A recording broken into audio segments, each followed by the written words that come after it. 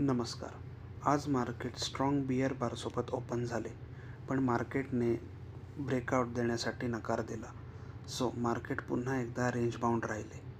तर त्या अनुषंगाने मी माझी पहिली ट्रेड घेतली, जी होती 10:30 वाजल्यानंतर सलग 2 स्ट्रॉंग बियरिश बार दिल्यानंतरची पुट ट्रेड, ज्याचा मिनिमम टार्गेट होता की दिवसाचा लो ब्रेक करेल, जो मार्केटने केलासुद्धा. पण माझा 10 पॉईंटचा प्रॉफिट टार्गेट होता, जो हिट झाला नाही, म्हणून मी वाट बघितली.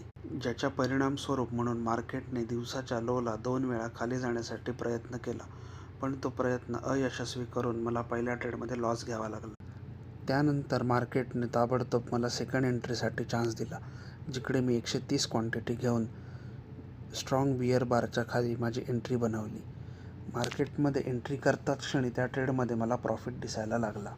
ह्यावेळी माझं टार्गेट दिवसाचा लो टेस्ट करेल असा होता, पण मार्केटने साधारणतः 10.55चा हायर लो टेस्ट करून रिव्हर्सल दिली, जिकडे माझा स्टॉप लॉस हिट होऊन मी थोड्याशा प्रॉफिटमध्ये बाहेर पडून दिवसाचा शेवट हा साधारणतः 234च्या लॉसमध्ये काढला.